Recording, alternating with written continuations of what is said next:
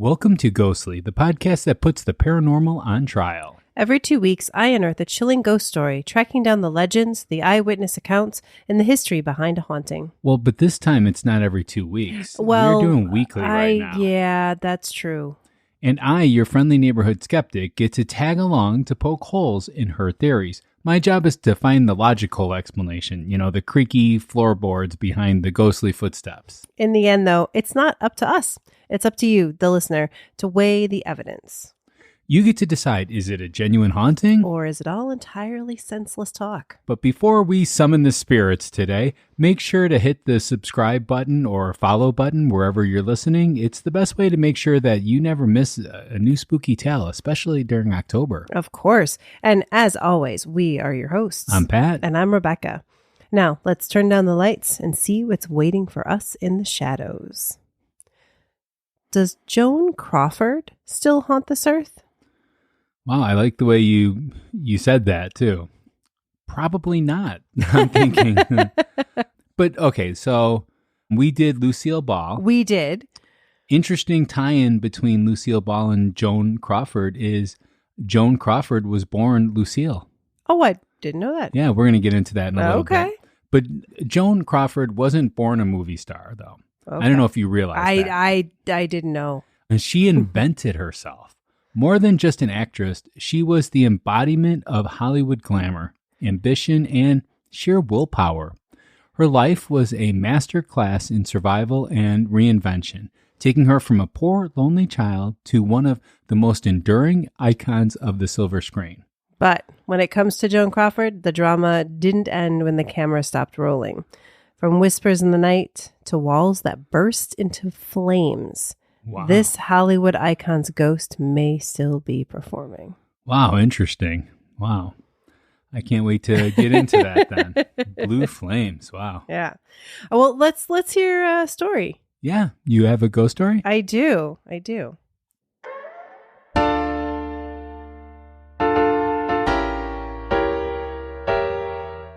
It's time for a spooky tale from Rebecca.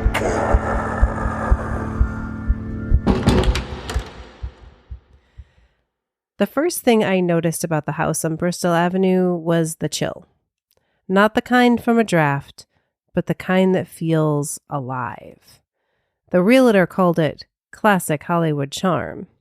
She didn't mention that it once belonged to Joan Crawford, or that every family who lived there after her suffered one tragedy after another. The first night, I left the hallway light on.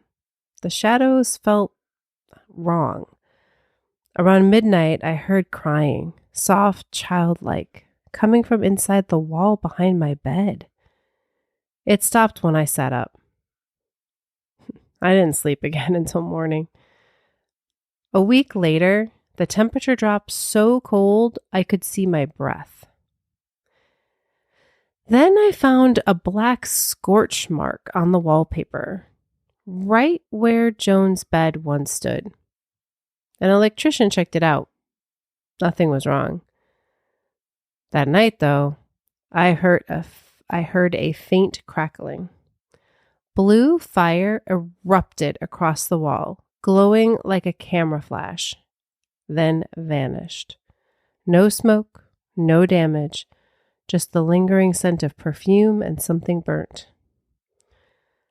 I didn't know what to do, but when I talked to a neighbor, she told me to call a reverend who'd, quote, worked on the house before.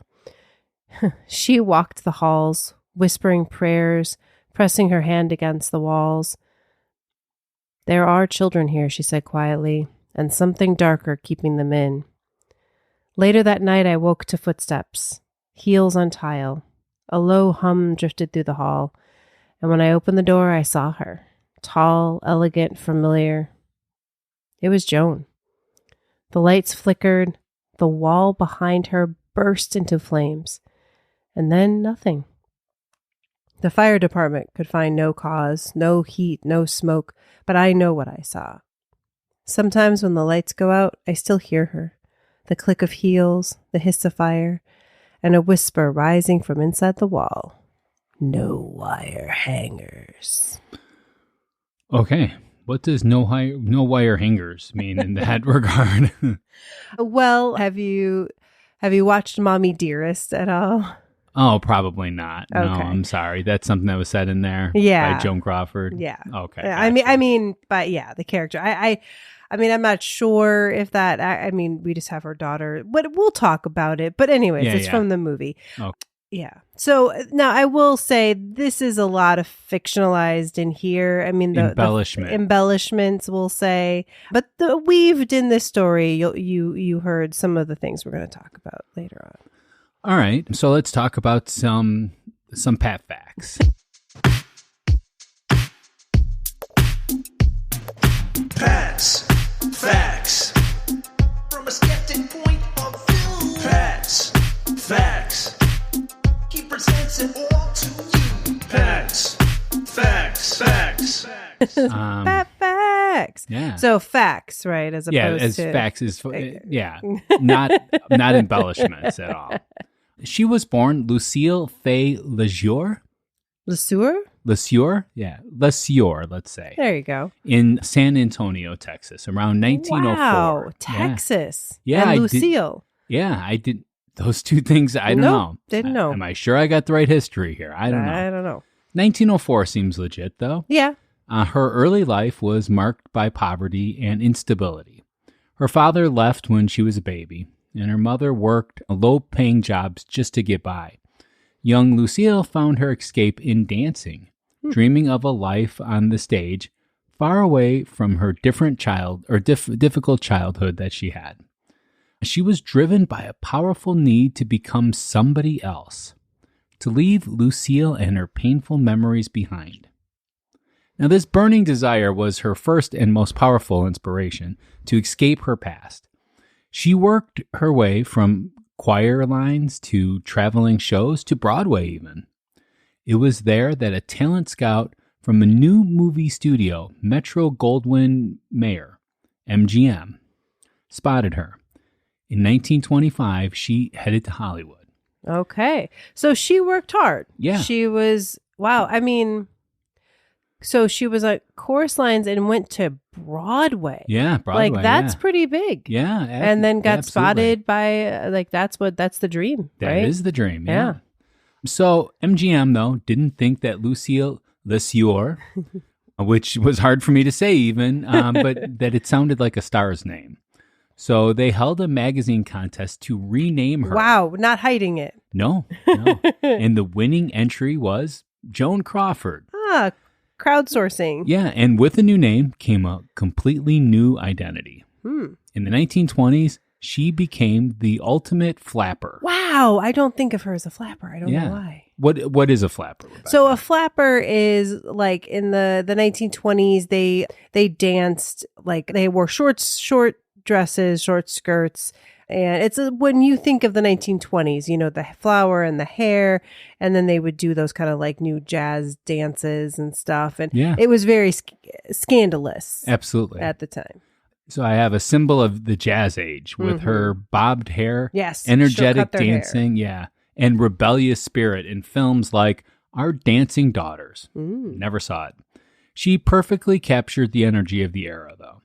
But as the Roaring '20s ended and the Great Depression began, taste changed. Joan knew that she had to change too. She famously said, "If you want to see the girl next door, go next door." Okay, this quote... I have no idea if that sounds like Joan Crawford. It's just, it's how I feel. But it perfectly captures her belief that a movie star's job was to be larger than life. Whenever I'm doing improv with people, especially newer people, I always tell them, you are the rock star. So act like the rock star. A glamorous figure people could dream about. Yeah, I mean, that I could see that, especially during the Depression. You know, you want to be to give people an escape. People don't want to pay for something that they could see on the streets. Yeah, you know.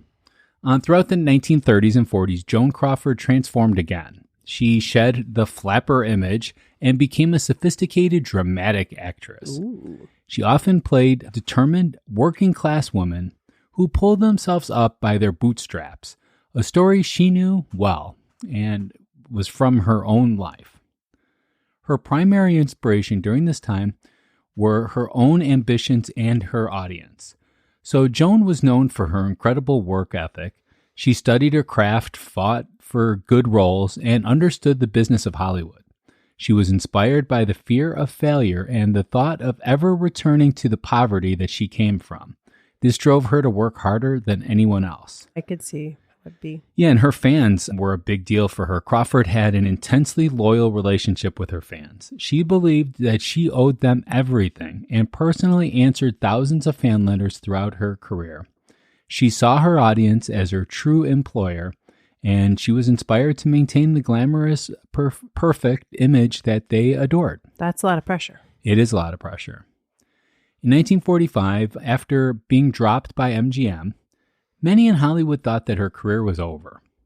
But Joan fought back and landed the lead role in Mildred Pierce at Warner Brothers. The film was a massive success. I've never seen it. And she won the Academy Award for Best Actress. It was the ultimate comeback. It's interesting. Like, for some reason, like when it comes to like older movie stars, my like time frame is always like off. Yeah. You know what I mean? The fact that she was born at the turn of the century, you know, previous century, and then 1945 was like her big moment, because my mom loved watching these kind of movies. Oh, yeah. Like these were her favorite. And I remember like, so in my brain, they came out when like she was like a, you know, a kid, a teenager, in her 20s.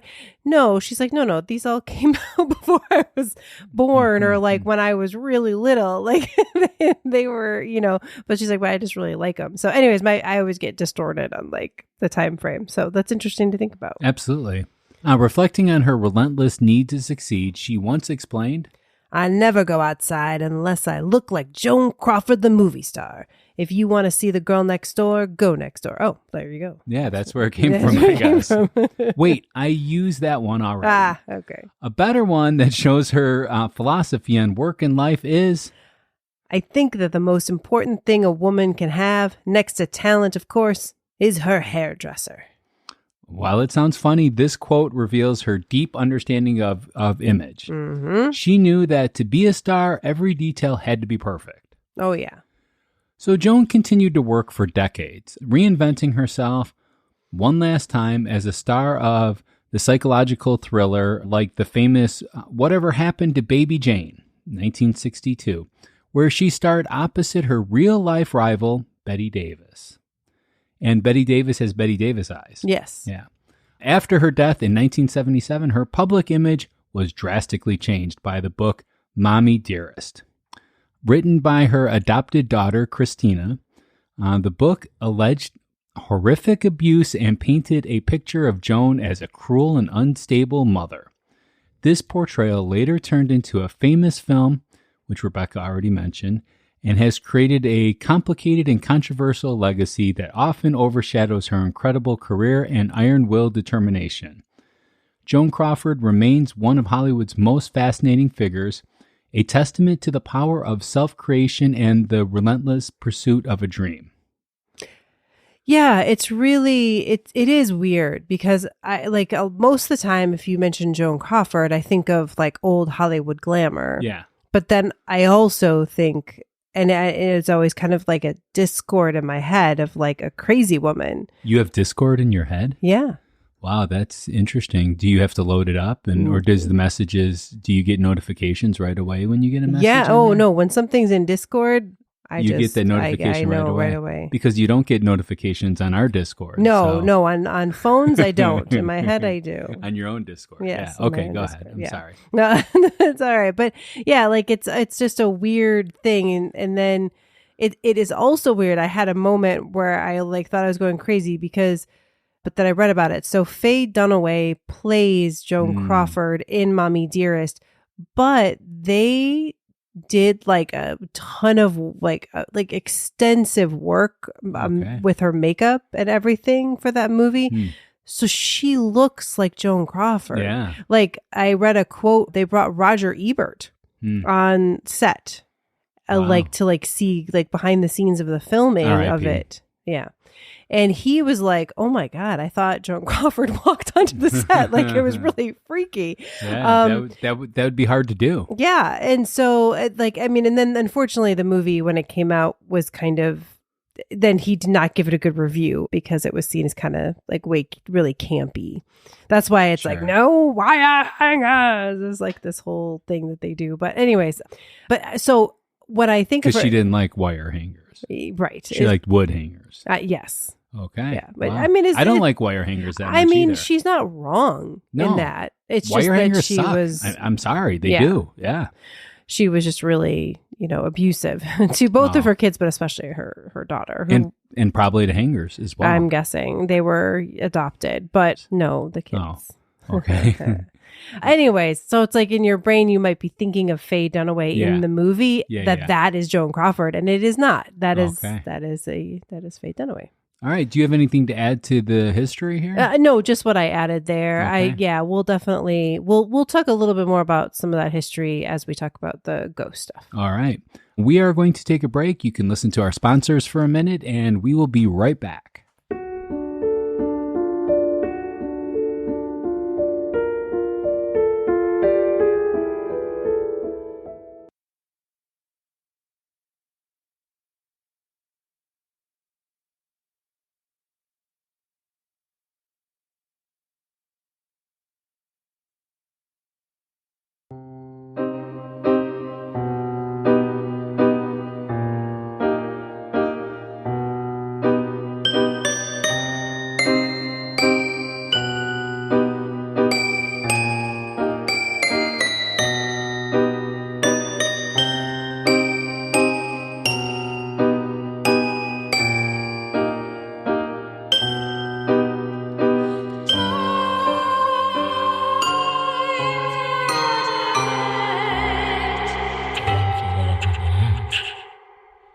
All right, Rebecca, I think it's time for a debate. Let's do it. All right, so this one, it's a little weird. Okay. So there's a lot of ghosty things around Joan, and including her own ghost. But we have to start, actually, from a time before she passed away. Because it's going to help us set up, I think, later. So we mentioned, right, that Christina Crawford, who was Joan's adopted daughter, that she wrote a book.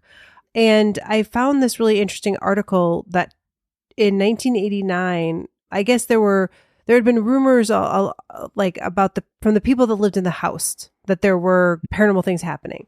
So they went to talk to Christina, be like, hey, when you lived there as a kid, did you like have any ghostly things? And she said that she saw hangers? And no, but she did like have memories. Now, the big thing that was ice cold rooms. Okay. That was the big thing. Like she said, like unnatural things. And then she would have really like weird shadows. She would have like really crazy dreams. But anytime she went to her mom for comfort for seeing these things, she was punished and told that she had an overactive imagination. She was never like, it was never like, oh, you can, sleep in my bed tonight. Like nothing like that. That she just would leave her lights on all night because she was positive that there were manifestations occurring when I was little. I saw them, is what she said. So, I listed out, I know a couple of things there, but what do you think about the idea that, so Joan, she bought this house and it was tiny when she bought it, and then she added to it, but it was an existing house, that it was already haunted, the house. Okay. What I think about this is that it's coming from Christina Crawford, an abused child, so I'm going to say that her memories surrounding her house probably are mistaken because she was abused. I mean, it can create all kinds of weird things to happen and stuff like that. So I'm going to have to go 0 on this one, unfortunately. Okay. So now I have a little bit of I know what's coming up. So it's a little easier for me because, things, well, I kind of mentioned it in there too, that these things didn't end when Christina moved out. Yeah. But so I'm going to give this one, but I'm going to give it a 6 because you're right. Think you have she to was rate, a kid. the evidence that you just gave, not all the other things. No, and 'cause I think you're right that she is an adult. Yeah. Remembering things as a child. Yes. And that she, and she herself also said she didn't live in the house a ton because her mom would send her away to school. Okay. So, also, I mean, she had a lot of trauma. She was adopted. I mean, that has to carry some trauma too, especially if she knew she was adopted. It wasn't like a baby being adopted. Yeah, I don't know how old she was. So, yeah. It doesn't sound like that though, but so I would say that it just, she's had a really hard life, and that's probably the reason why she would associate things like that. Yeah. All right. So then let's go forward. All right. So I want to just, this isn't necessarily in chronological order, but I want to go to the big evidence because we've already talked about it. So even long after her death, the house it's 426 North Bristol Avenue. Don't go visit. It's owned by people. Not by robots or anything? But and it's not like a museum or something like that. But I'm sure you can, have a bus tour to go by it or whatever. But it developed a terrifying new phenomenon. So this was not something Christina saw as a kid. Spontaneous fires erupting in the walls, especially behind the headboard of Joan Crawford's old bed.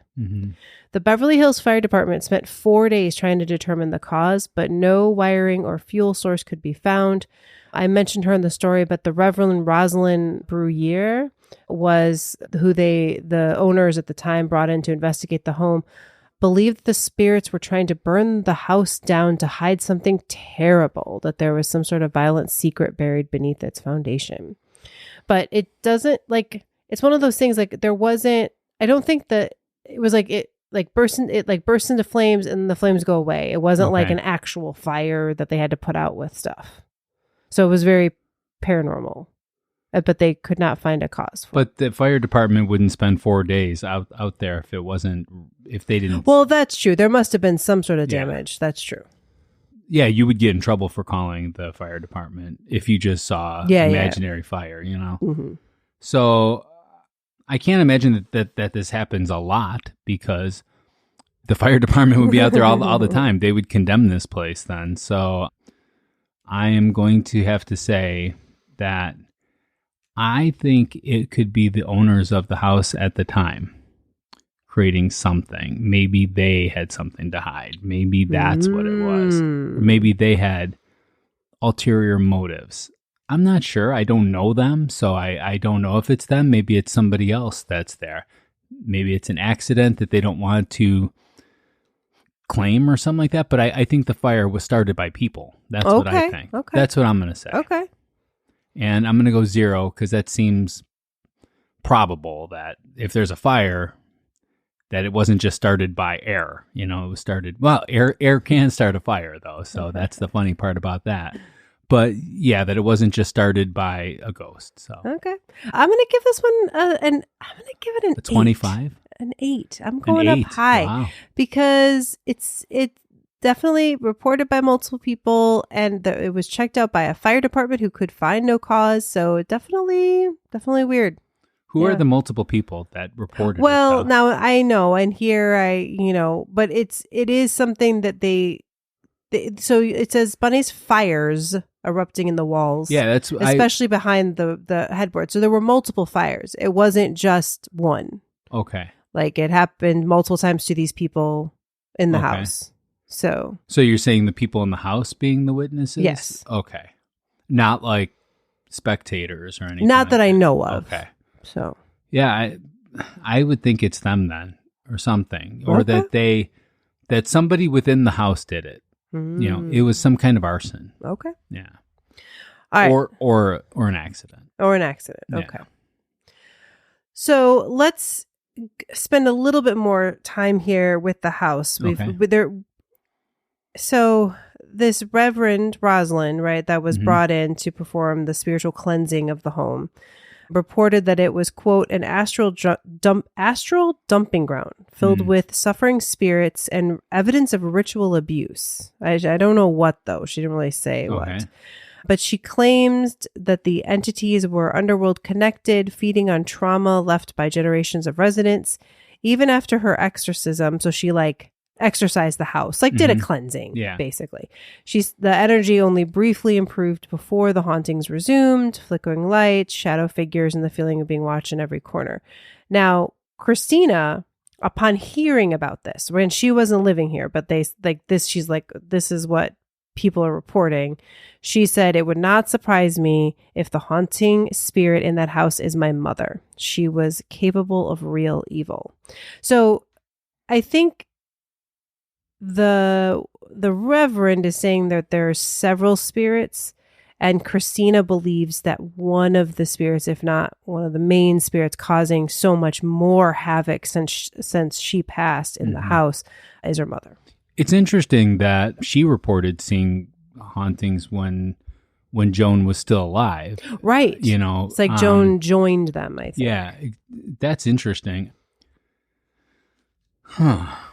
So, I mean, we have nothing to go by to prove this, though. Flickering lights and stuff like that could be. I mean, there's been a lot of construction done on that house. That house is not original. That house is, and we don't know what period of time, what rooms were done in, you know, so that can cause a lot of things too. If there's different kinds of wiring throughout the house and stuff. I'm going to say something that I think helps both of us. Okay. The house, actually, what Joan did, it's a little Winchester mystery-y. Oh, nice. When she added things, it was like she would add weird rooms. It ended up looking like an H. And she's like, it would have like a dining room and then like a hallway to another dining room, or just random stuff. So it definitely was not a logical. That's what too much money does to people. Right, you know? Exactly. So it definitely wasn't very logical how it was built, which I could see as being done by someone who's being attacked by spirits.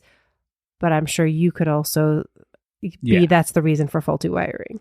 Well, yeah, and also too, I mean, if we want to talk about Joan, I mean, I would say that obviously there was some kind of mental illness going on. If she's abusing her children, and if her one child would say that she's capable of real evil, there has to be some kind of mental illness involved in this. Not to say that she's not at fault for it. I mean, you know, you are responsible for getting help if you have a mental illness. So I do find fault in her, but I do think I'm a little bit more sympathetic to the idea that she had this, but it doesn't change, you know, her actions being bad.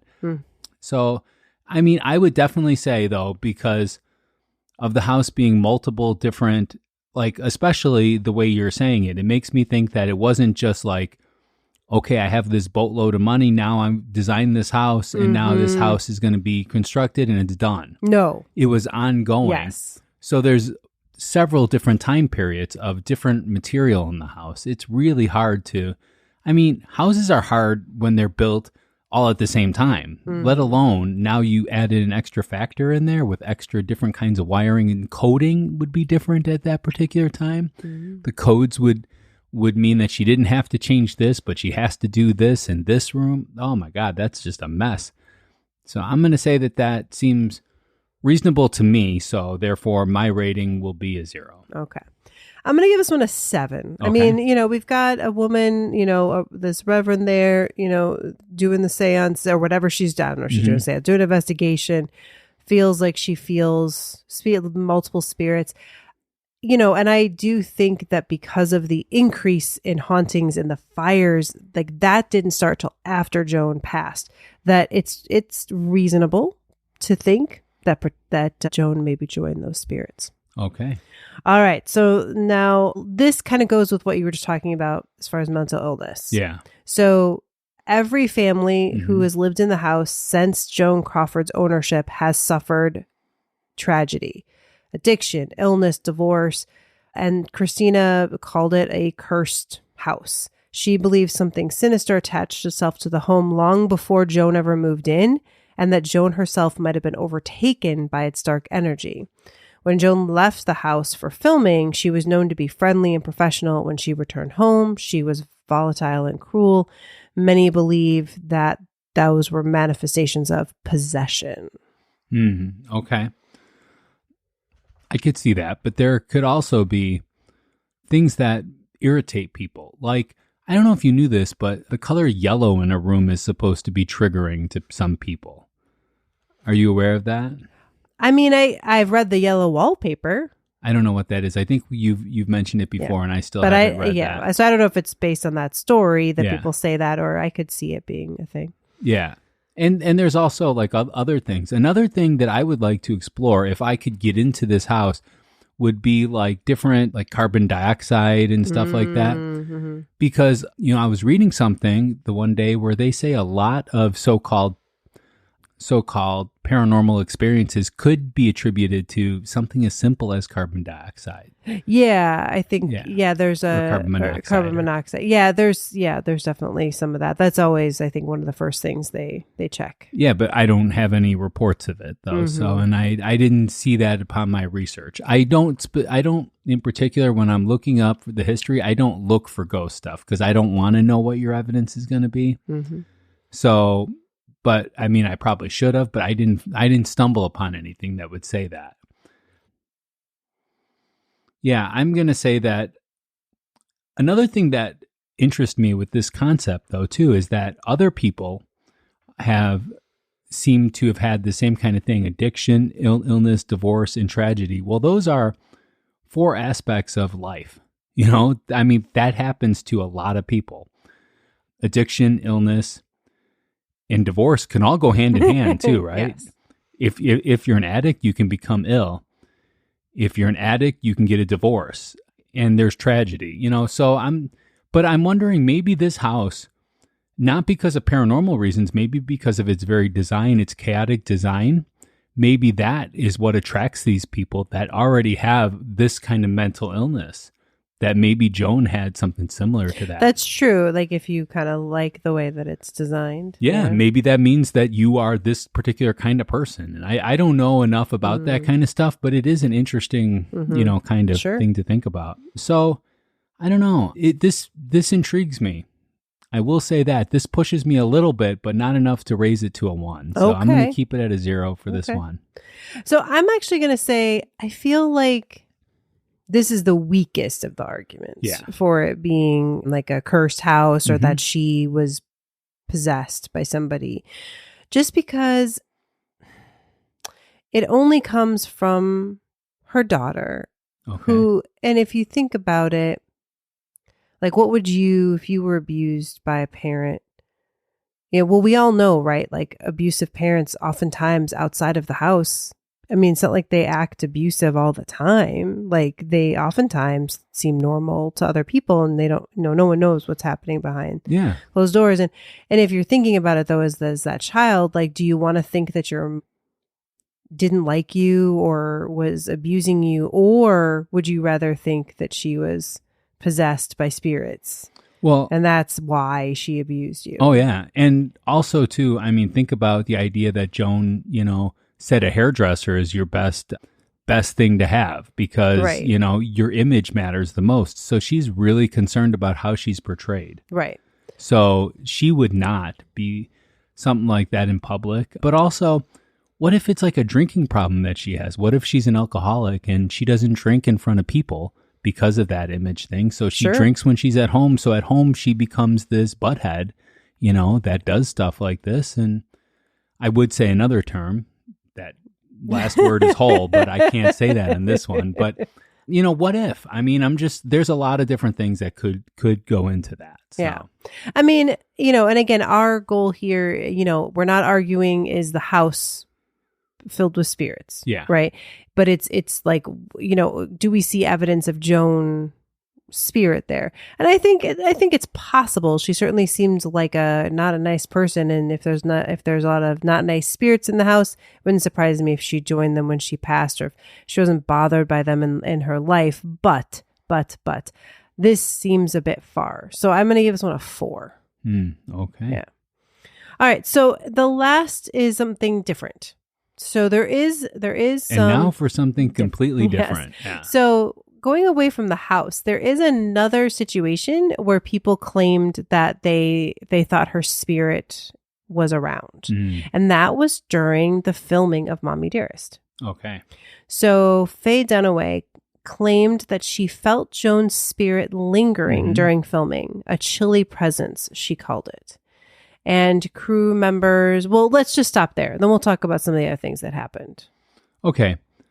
My thought about this is that Faye might have just been spooked out by the idea that she's playing this person. And that's all. You know, it could just be that it's a creepy thing to be an actress playing somebody. She might have even known Joan, you know? Mm-hmm. Wouldn't that be weird if you are going to play someone that you've met? Yeah, or I somebody think they that you've may watched, have. you know? Yeah, I'm sure. So, yeah. I mean, I'm just going to say that that's a creepy kind of thing anyway, so she might be bringing this with her. Well, you know? and this is playing the creepiest parts of Joan's life. Yeah. For sure. Yeah. Now, there's a lot of things that came up in the research Yeah. here, but honestly, the one that I saw the most is really the one that I want to talk about, which is voice loss during key scenes. And the press joked that Dunaway had, quote, borrowed Joan Crawford's voice from beyond the grave. So I guess like she would like lose her voice, but then would suddenly sound very much like Joan Crawford. Mm. Did Joan ever comment about this herself? She was alive. Oh, I mean, did Faye ever comment about this? Oh no, she thought that Joan was haunting the production. Yeah. Yeah. You know, I'm going to say that the sudden voice loss, I mean, being an actor in this kind of movie, I would imagine would be very taxing on your vocal cords, especially if you're doing a voice, which she probably was. And then who knows, that taxing of the vocal cord might loosen up all of a sudden, and then she might sound more like Joan. So I don't know. This doesn't really resonate with me as being anything that needs to be explained outside of just that she lost her voice, you know, during this. So I'm gonna go 0 on this one as well. Yeah, this one's hard because like no one claims to have seen the spirit of Joan Crawford here. It's more like her presence was felt during the filming at like, you know, and this, I didn't even put this in here because again, I don't know that it's the strongest argument, but like that Faye Dunaway was like so embodying Joan Crawford that it freaked everybody out all the time, like with it. So yeah, for me, this one's like I don't know, I'll give it a 6. Like is it possible that Joan, you know, wanted to kind of mess around with a film that was portraying her badly? Like maybe, but there's not a ton of evidence for it. It could also just be that people were feeling that. But then again, I'm going to go over this one more time for people. Your 6 is different than if I gave a 6. Yes. If I gave a 6, oh my God, this is going to be the most haunted place in the world. If you give a 6, that is just over 5 is your middle ground where you're saying 5 could be, might be, I don't know. Mm-hmm. So it's just over. Like I almost gave this a 5. Yeah. I just want to make sure people understand the ratings and stuff. All right. So I'm going to keep the overall rating part for the next section, which I am going to be calling the aftermath. Oh, I love it. Yeah. So join us for the aftermath, if you would.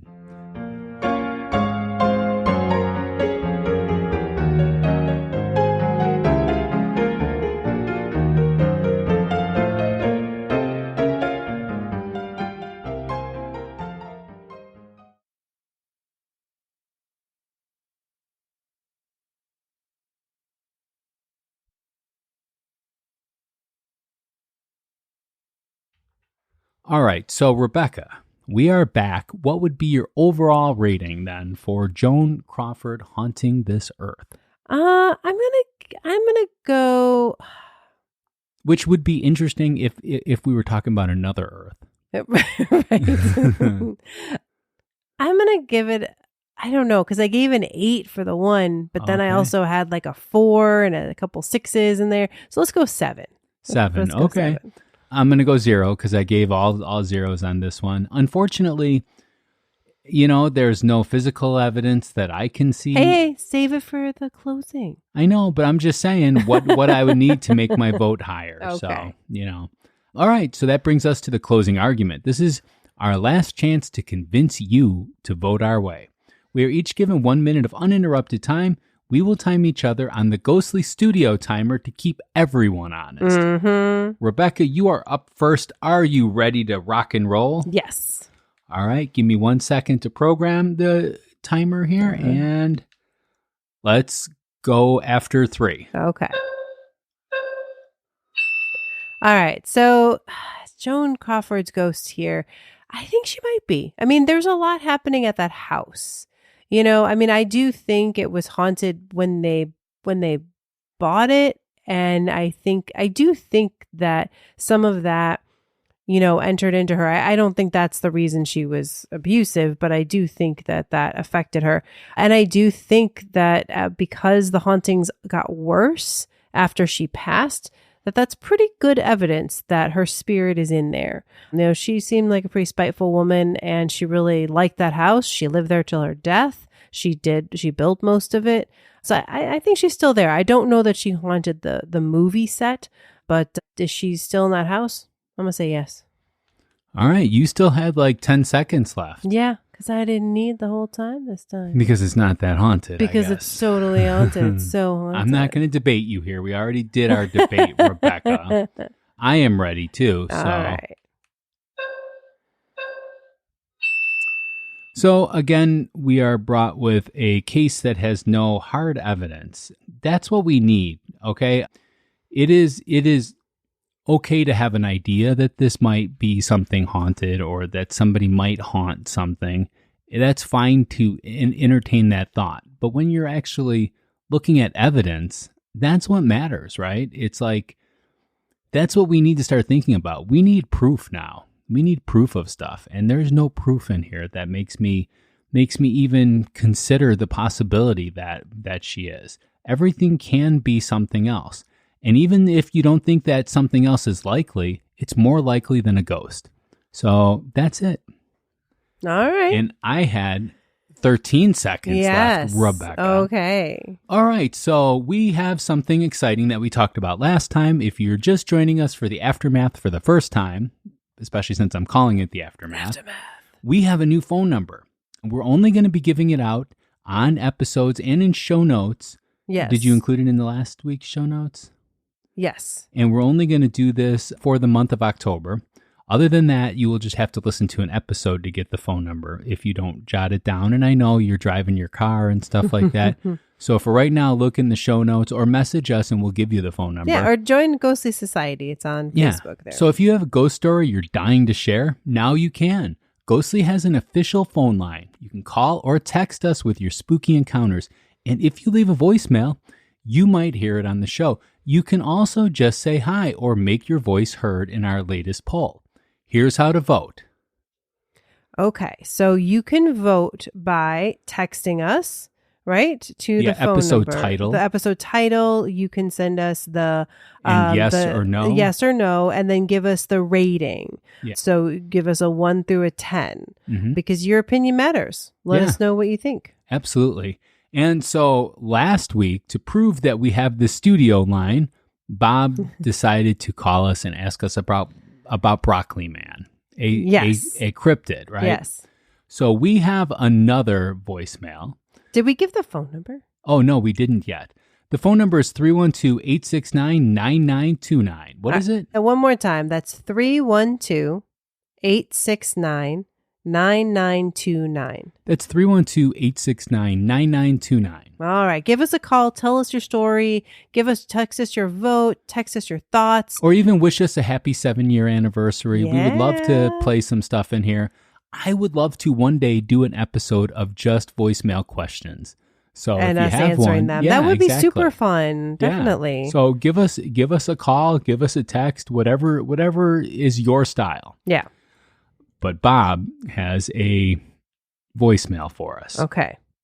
So we're going to listen to it. Hey, Ghostly Podcast. I was just curious what your take was on the Polish disco demon.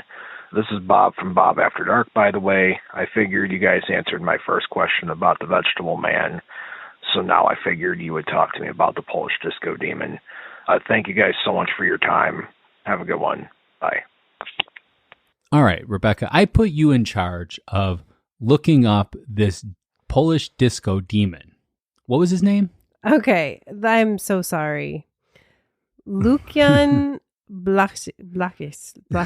I'm Polish is one of the Bilsk. Bilsk, I bet yeah, that's Bilsk. right. Yeah, so Yeah. this is going to have some Polish in it. We do not speak Polish. We have mad respect for the Polish. When I was a kid, did my aunt try to teach me to speak Polish? Yes. Well, then you're better equipped than me. But it didn't stick. I speak Lithuanian, but I cannot do Polish. Yes. So okay. Okay, so the Polish disco demon. He was active primarily in the late 70s. As disco was. So maybe he transformed into something else in the 80s. I don't know. Yeah, that's when Poland was still communist, yes. right? Yeah. Description is that he was a supernatural entity appearing as an impossibly charming man in a flawless white suit, better than the overalls. Yeah, definitely better than the praying mantis overalls. Yeah. And he preys on those desperate for escape from bleak, oppressive reality.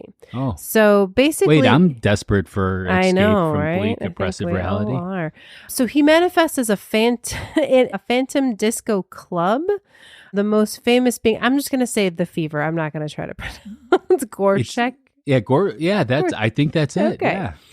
In forgotten cellars or abandoned warehouse. So basically, okay. The idea is that there isn't a disco there and he manifests it, right? And then he lures victims that are inside with the promise of pure joy and freedom through dance. And by accepting his offer, victims become trapped, dancing uncontrollably as the demon drains their life force and vitality to fuel his illusion. But what a way to go. You're going out dancing, right? You know? I mean, if you're going to go out some way, go out dancing. I guess there you go. So here's some actual sightings and encounters. The most well-documented case is that of Jakub, a young factory worker in Krakow. He reported being lured into the club, the Fever, and witnessing dancers trapped in a state of mindless euphoria, their smiles fixed and their eyes vacant. Jakub discovered the demon's weakness when he began humming a traditional, sorrowful Polish folk song. The introduction of genuine melancholic emotion disrupted the demon's rhythm, shattering the illusion. But I don't know any Polish folk songs. I know, right? So I have you're to learn vulnerable. Polish folk songs now? Yep. Yeah. The aftermath of an encounter is consistent. The glamorous club is revealed to be a derelict ruin, and the victims collapse, having aged decades in a single night as their stolen time returns to them. Now, right now, the demon is believed to be dormant, but legend holds he will reappear whenever society becomes desperate enough for an escape that they are willing to dance their lives away for it. Okay. Well, I happen to ask AI what it thought, a skeptical argument for the Polish disco demon, because I was on the fence. I mean, seriously. I mean, is this like a little mini episode we got going on? I want this to be real because, I mean, that is the way to go. We take this seriously. Yeah, Bob. I mean, oh my God, this is something. I don't know. The legend of the Polish disco. So this is AI doing this, and I happen to agree with most of it. So the legend of the Polish disco demon is a fascinating piece of folklore. So AI finds it fascinating, but it is far more likely a sociological phenomenon than a supernatural one. The narrative's element aligned perfectly with the harsh realities of the Polish People's Republic in the late 1970s. First, the demon, Lukan Bilsk, can be understood as a personification of the dangers of the underground party scene. In a restrictive society, any escape would be tempting. Charismatic but predatory figure, likely a drug dealer or an organizer of illegal raves, could easily gain a mythic, dangerous reputation. I can imagine parents being like, "Don't go dancing." Yeah, don't do the disco. Don't go in the discos right now. Yeah. Second, the supernatural effects of his club, the Fever, are classic descriptions of a drug-fueled binge. The intense euphoria, the loss of time, and the inability to stop dancing are well-documented effects of stimulants and hallucinogenics, which would have been present in such underground scenes. Finally, the most fantastical element, the rapid aging of the victims, is almost certainly a metaphor. It doesn't represent years literally being stolen, but rather the severe physical toll of days of dancing, dehydration, sleep deprivation, and substance abuse.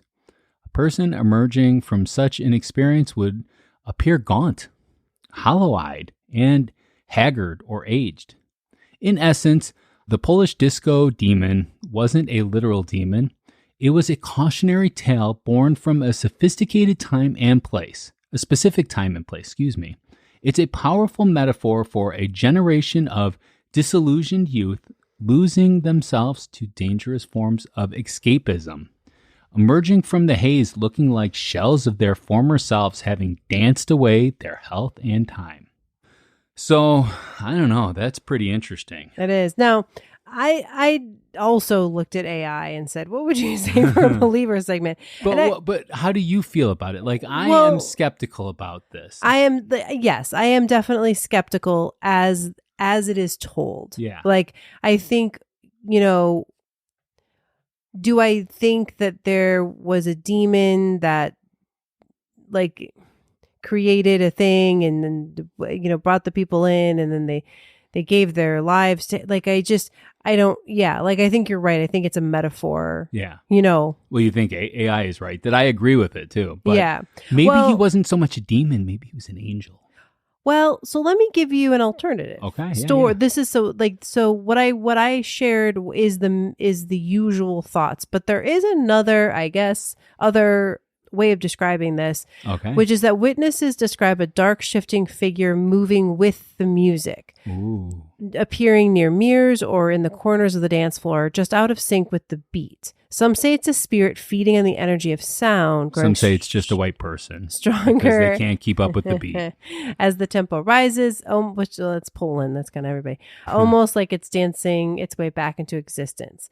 So, like, and they sometimes connect it to like an old Slavic folklore where it's called the walking shadow, which is a spirit drawn to passion and chaos. Yeah. I am actually aware of that. Okay. So, yeah. So they believe that the joy, sweat, and pulse of the disco gave that shadow new life. So, and a believer alternative is that the disco demon isn't really the disco demon. It's an older demon who during the disco time was seen in the clubs dancing and getting his energy from the music and all the people there, but he didn't necessarily kill people. So you're saying it's the praying mantis man in his overalls? Maybe. And if you want to hear more about the praying mantis man in his overalls, listen to Bob's latest episode that had us on it. Yeah. Oh my gosh. Yeah. We had such a fun time. Yeah, and you can hear a little bit more about us. And we talked about the broccoli man on there did. too. So, and I was not aware we would have talked about this too. So you just got a bonus episode. Yeah, Bob, I hope that satisfies your itch for your cryptid corner in Ghostly here. Although Ghostly's not a cryptid podcast, and I know nothing about cryptids. But, we're kind of, if he keeps leaving his voicemails like this, I don't know. Yeah, I mean, I appreciate the voicemail. I do too, but I want all of you to leave us a voicemail so that we don't have to always just do Cryptid Corner. Yeah. But, I will say that payback sometimes, Bob. I will say that one day we're going to call you during your live show and ask you about something. Okay. And we're not going to give you heads up in advance. So, okay. Just so you know, Bob, it's coming. All right. So that's one way to get a shout out on Ghostly, right? Is to leave a voicemail because we'll play it. If it's good, I mean, we're not going to play any hate. We're not going to play anything. I mean, this is our show, so we get to decide if we're going to play it or not. But most likely, I'm going to play it. Another way, you can give us a review on Apple Podcast. We always prefer those 5-star reviews, but we're going to read any and all reviews that we receive. The second way is to become a member on Patreon. What a way to cap off October is to become a member on Patreon. Yeah, it would be A salute to our 7 years in the business. Absolutely. We really appreciate it. You get ad-free episodes, you get episodes a little early, you get priority when it comes to ideas for episodes, things like that. So there are benefits to it, and it also is just a really helpful support for us to keep all I of have this one going. more thing to add. Ooh, what's that? If you join in the next 2 weeks, so if anybody that we get that joins Patreon in the next 2 weeks, Okay. that's more than the $1 tier. So there's a $3 tier. Okay. If you join and you spend at least $3 a month, Mm-hmm.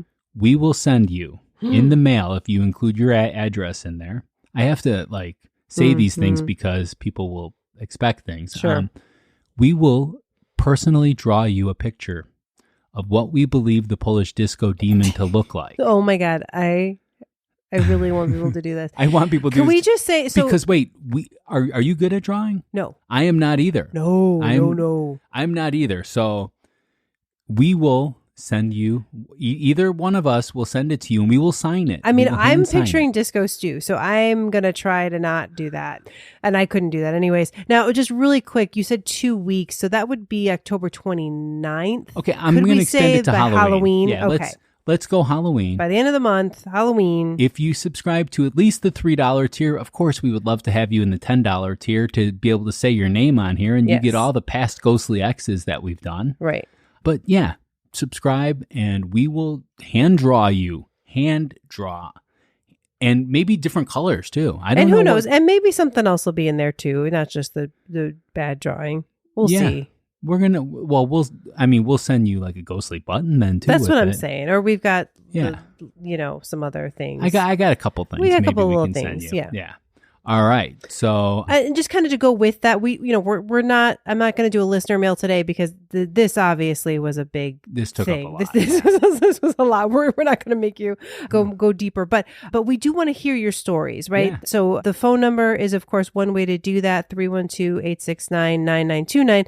But you can also send us stories other ways. Yeah, you can email us. You can go on ghostlypodcast.com and click on the contact us. We have a whole form you could fill out there. Or our favorite way is through the actual post office.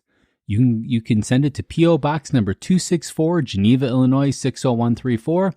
And as I always say, you're never going to remember that. Mm-hmm. So all you got to do is go to the footer of ghostlypodcast.com and it'll be on there. Absolutely. Or, of course, DM us on the socials at Ghostly Yeah. Podcast. Yeah, 312-869-9929. Don't let Polish disco stew get all the airwaves. There you go. Yeah. I don't know what I was going to say. But don't let your friends miss out on the chills. Also, share Ghostly with them and help us grow this community of paranormal enthusiasts. Your support means the world to us. Shout out to our VIP producers who make this all possible. We have Andrew, Alicia, Becky, Cindy, Kevin, Jessica, Alice. and Aaron. Is it real? You be the judge. Share your verdict at ghostlypodcast.com poll section and let the debate continue. Remember, you can also text us. Yes. Just say yes or no. Polish disco demon. Yes 1 to or 10. no. Yep. And the polls for all of these episodes are open all October long Yes. because we're coming out weekly. So we know people don't have time to keep up. So this is open all through October. Absolutely. Subscribe to Ghostly now and get ready for more spine-tingling encounters with the unknown. On our next episode of Ghostly, we will be talking about, we're going to continue our Celebrity Ghost Month with John Lennon. Who had a birthday this month? Just recently had a birthday, so perfect birthday month. It comes out on October 22nd. So Yeah. you just only have 1 week to wait. Yeah, but until then, stay ghostly. Bye.